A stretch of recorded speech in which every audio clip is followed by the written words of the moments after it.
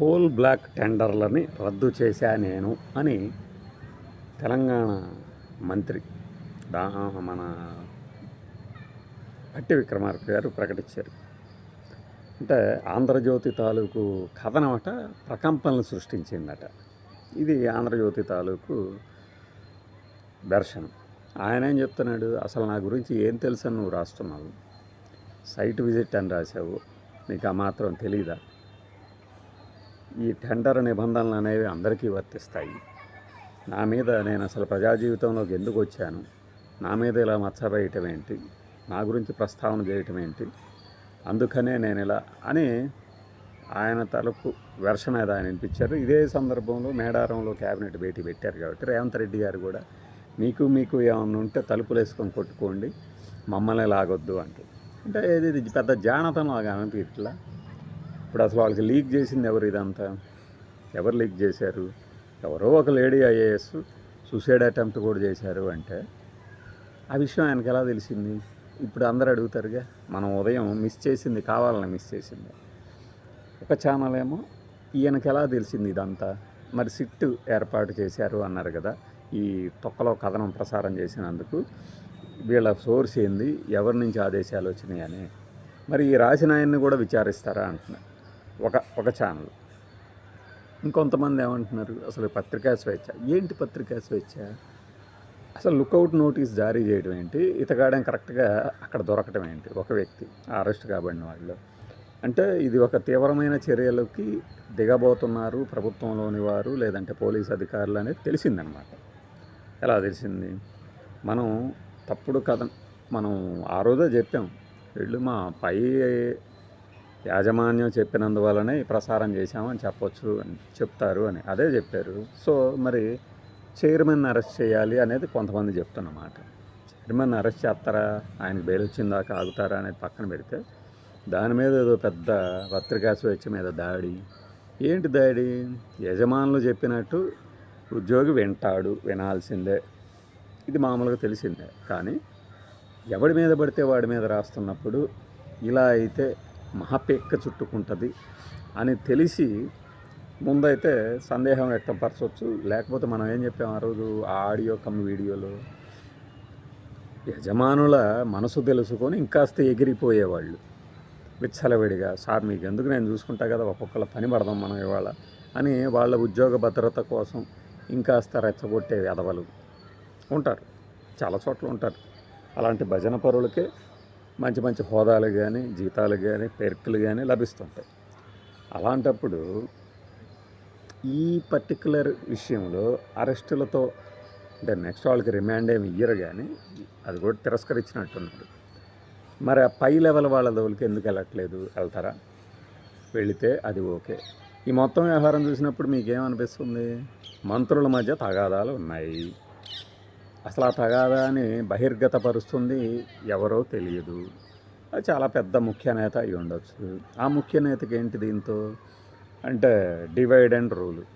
తన అధికారాన్ని లెక్క చేయకుండా సీనియారిటీ పేరుతో తన మాట లెక్క చేయట్లేదు అని చెప్పేసి ఆ ముఖ్య నేత ఇదంతా కూడా జరిపిస్తున్నారు. అక్కడ కానీ, ఇక్కడ కానీ, ఇంకో చోట కానీ ఇలా వాళ్ళందరి మీద తన గ్రిప్పులోకి తెచ్చుకోవటానికి ఇది జరుగుతుంది అని కొంతమంది ఇంకా వేరే లెవెల్కి వెళ్ళిపోయి విశ్లేషణ చేస్తున్నారు. ఆ ముఖ్య నేత ఎవరో మీరు ఈ పాటికి ఊహించేసి ఉంటారు.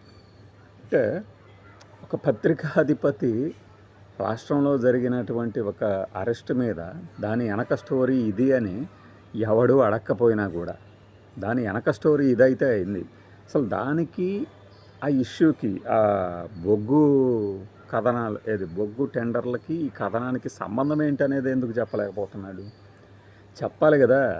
మీరు నాకు రావాల్సిందాన్ని అడ్డుకుంటారా, మీవన్నీ నేను బయట పెడతా, ఉన్నా లేకపోయినా అని బెదిరించడంలో భాగమని చెప్పాలి కదా. అది చెప్పలేనప్పుడు ఎందుకు మనం అంత దమ్ముగా రాసింది? మరి చెప్పాలి కదా.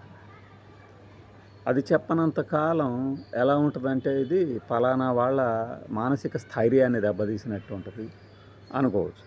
పైగా ఈ వ్యవహారంలో బోలెడంత సానుభూతి తెచ్చుకున్నారు కోమటిరెడ్డి గారు అంటే, లేకపోతే ఎవడే బురద జల్లినా కూడా జల్లించుకుంటూ పాపాల భైరవుళ్ళ కూర్చోవాలా ఎవడైనా? ఏం వాళ్ళు రాజకీయ నాయకులు కాదా? వాళ్ళకి మాత్రం తెలివితేటలు ఉండవా? మొత్తం వ్యవహారం అంతా బెడిసి కొట్టింది అంటే బెడిసి కొట్టదా? ఈ పత్రికాధిపతి చెప్పినట్టే నిజంగానే గనక ఆ కథనం రావటానికి కనుక ఇది మతలబు అయితే వ్యవహారంలో పెద్ద పాత్ర పోషించిన వాళ్ళందరికీ అక్షింతలు పడాలి కదా, అరెస్టు జరగాలి కదా. మీడియా సంస్థలట యాజమాన్యాలు చెప్పినట్టు మీడియా ఉద్యోగులు చేయకూడదట. నీ దాంట్లో జగన్మోహన్ రెడ్డి మీద మనం రోజు అబద్ధాలు రాస్తున్నాం కదా. నేను రాయను అంటే నన్ను ఉంచుతావా, ఉద్యోగంలో ఉంచుతావా? సీనియర్లను మాత్రం సంప్రదిస్తాడట. ఎవరా సీనియర్లు? మరి మనం జగన్మోహన్ రెడ్డి మీద ఏ రోజున అరెస్ట్ అవుతున్నాడు అంత ఎందుకు మీకు కొట్ట వచ్చినట్టు ఒకటే ఒక విషయం. జగన్మోహన్ రెడ్డి ఒక 10,000 కోట్లు తీసేసుకొని ఆంధ్రప్రదేశ్ ప్రయోజనాలను తాకట్టు పెట్టి వచ్చాడు కేంద్రానికి అని చెప్పి రాశాం. ఎప్పుడు 2024 ఎన్నికలకు ముందు. ఆ తర్వాత ఆ షరతు మీద సైన్ పెట్టడం ద్వారా ఇక కేంద్ర ప్రభుత్వం పోలవరంకి కానీ ఆంధ్రప్రదేశ్కి కానీ నిధులే ఇవ్వదట. అలా అని సంతకం పెట్టి వచ్చాడట. అది రాశారు కదా. మరి అది నిజమా? తర్వాత ప్రభుత్వాలకు ఎలా ఇస్తుంది కేంద్ర ప్రభుత్వం? పోలవరం కూడా ఇంకా ఎలా ఇస్తుంది? కేంద్ర ప్రభుత్వం అందించిన నిధులతోనే ఇప్పుడు పోలవరం 86% పూర్తయింది అని చెప్తున్నారు కదా. అంటే మిగిలిన 13 కూడా వీళ్ళే చేశారు. 73 దగ్గర దాగిపోయింది అంటారు కదా. మరి నిధులు ఎలా ఇస్తున్నారు? ఆ రోజున ముఖ్యమంత్రి Andhra Pradesh state chief minister sign చేశాడు కదా. నిధులు ఇంకా ఎలా ఇస్తారు? ఆ రోజు జాతి ప్రయోజనాలు ఎవరు తాకట్టు పెట్టారు? మరి ఈ కథనాల మీద మనకున్న సోర్స్ ఏంది? మరి ఇలా రాసే వాళ్ళకి ఇంకొకటి రాతల గురించి ప్రశ్నించే అర్హత ఉంటుందా? శుద్ధులు చెప్పే అర్హత. నువ్వు ప్రశ్నించమాక. ఇంకొక ఆయన ఉన్నాడు, నిన్న ఫేస్బుక్లో చూసాను నేను, ఎంఈఆర్ శాస్త్రి అంట. చిన్నప్పుడు చదివే ఉంటాయని ఆంధ్రభూమిలోనే ఎక్కడో చోట సంపాదకీయాలు కానీ సమగ్రాంధ్ర కొన్ని చరిత్రలకు సంబంధించి ఆయన అంటాడు, నేను అసలు పత్రికా స్వేచ్ఛ మీద దాడిగానే భావిస్తా, నేనైతే ఇలా రాసేవాడిని కాదు అన్నాడు. ఆయన రాసిన 3వ దాంట్లోనే ఉంది, నేనైతే ఇలా రాసేవాడిని కాదు అన్నావు కదా. మరి అలా రాయాల్సింది కథనం. నీచంగా రాయటం ఎందుకు? నీచంగా స్టోరీలు వేయటం ఎందుకు? ఇందులో నేనైతే అసలు వాళ్ళని తప్పుపట్టను, ఆ రిపోర్టర్లను వాళ్ళని. ఇదే నాకు గనక వచ్చినట్టయితే ఇంకా నీట్గా ఎవరికి అందకుండా దొరకకుండా చాలా తెలివిగా రాసేవాడిని. అలా తెలివిగా రాయాలనేది వాళ్ళ ఉద్దేశం కాదు, డైరెక్ట్గా బెదిరించాలనేది వాళ్ళ ఉద్దేశం. అందుకే ఆ నీచమైనటువంటి ఆలోచననే తప్పుపట్టారు. మీడియా రాయి, స్వేచ్ఛ ఉందనుకో, ఆ స్వేచ్ఛ కోర్టు డిసైడ్ చేసి నాకు ఉందనుకో, కానీ ఇలా ఎలా రాస్తావు అని కదా అన్నది. అంతేగాని అందుకే వీళ్ళు ఇలా ఎలా అరెస్ట్ చేస్తారని అడగాల్సింది పోయి మీరు అరెస్టులనే ప్రశ్నిస్తున్నారు.